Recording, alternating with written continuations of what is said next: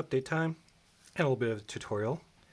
So last video was all about this wonderful head, which is a modified version of another great builder's take on a posable figurehead.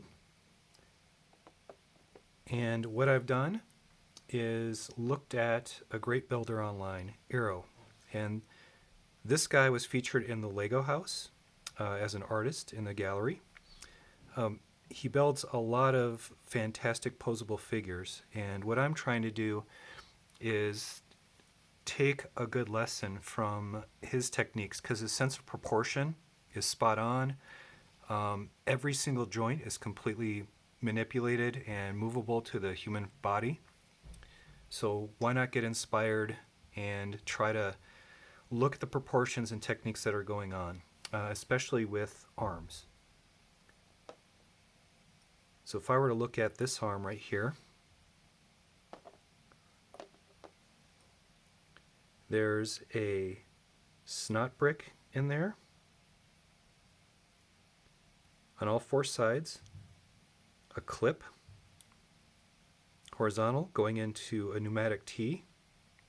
The pneumatic T is going into this. So this little bit right here allows the shoulder to flex up and down, but also this way a little bit. And by using that one stud going into a 3 brick length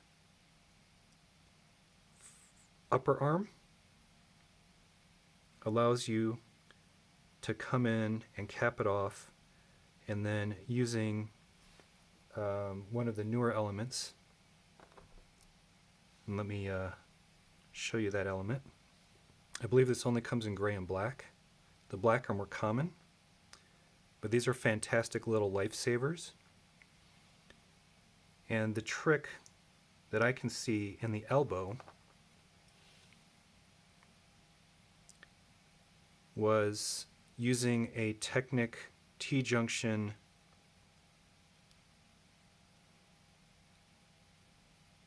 clip to a 90-degree acceptance, studding it on both sides with these little slider plates, putting a round tile into that element.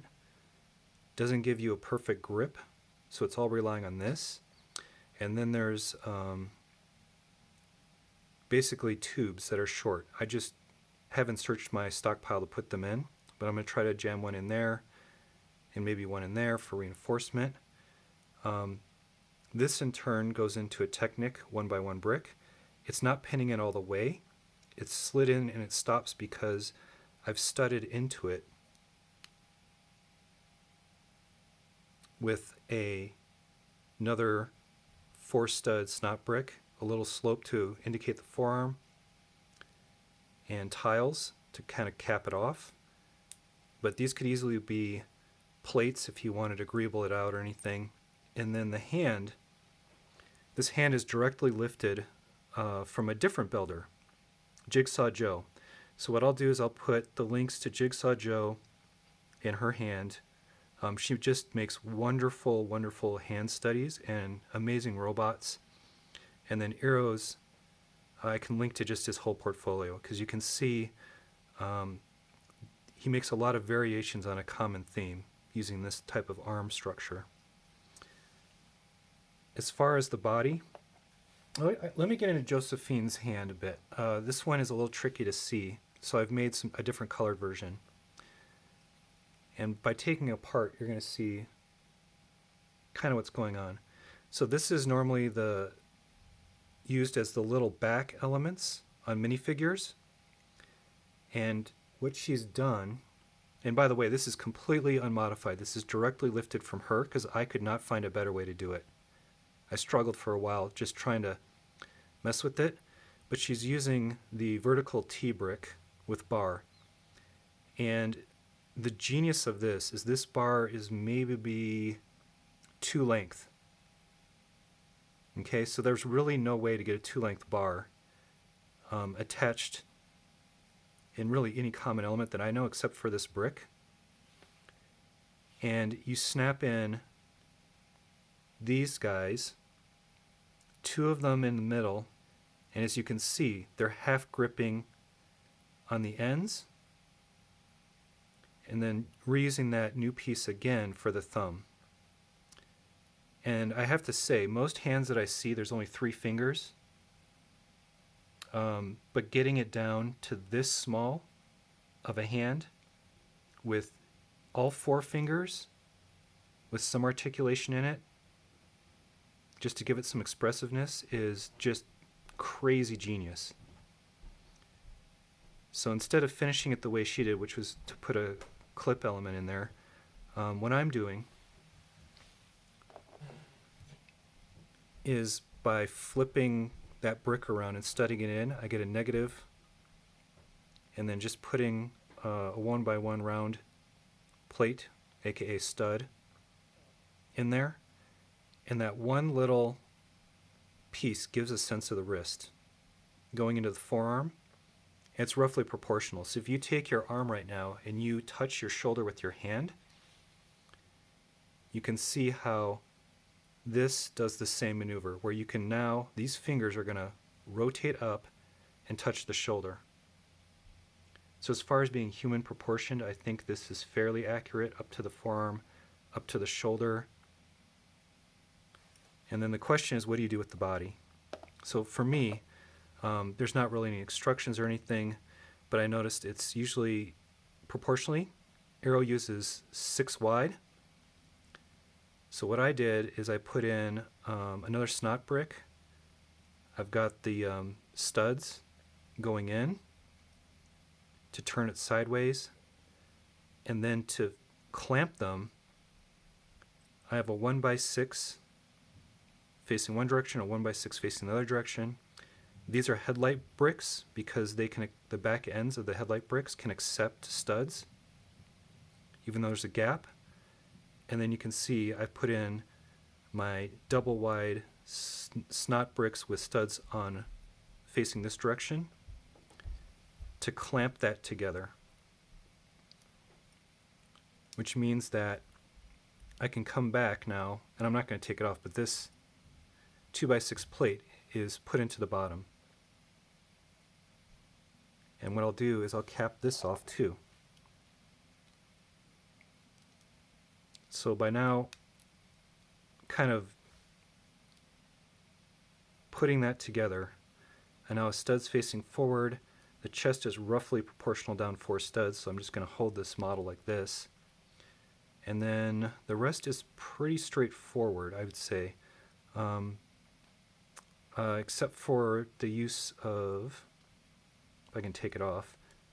Now I could have done another, instead of capping this off on top with a 2x6, it's really a snout brick with 2x2s on either side.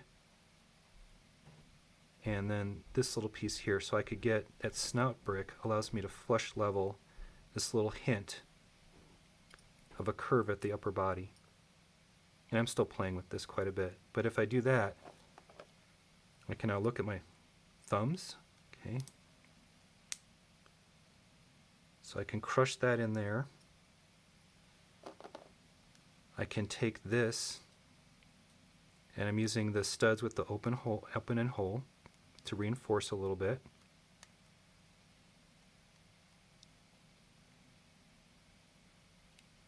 Do that. Straighten out some tiles. And now I can do a fairly amazing amount of rotation, pivot, rotation, hinge, rotation, more rotation, and hinge. So it's a fully articulated posable arm. It's looking proportional, and then what I'll do is I'll stick my little head on here. And it's starting to make that posable figure.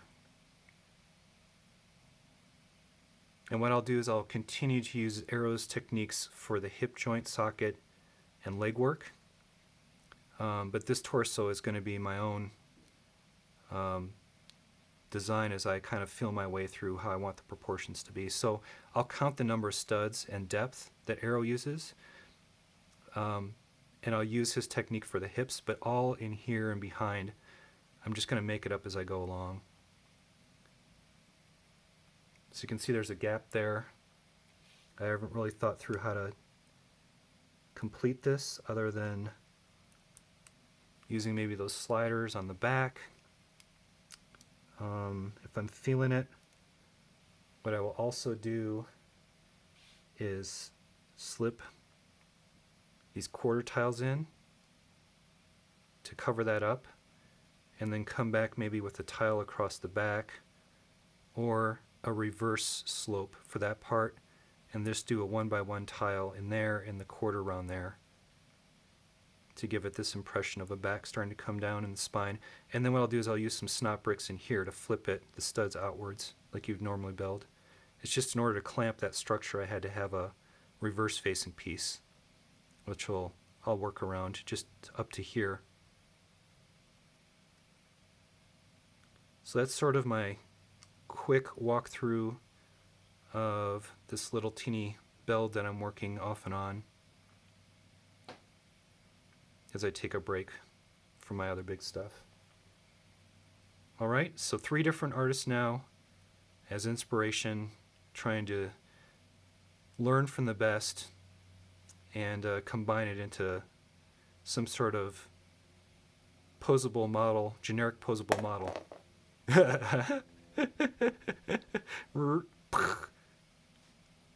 That's disconcerting. Anyway, hope you have a good one. Take it easy. Bye.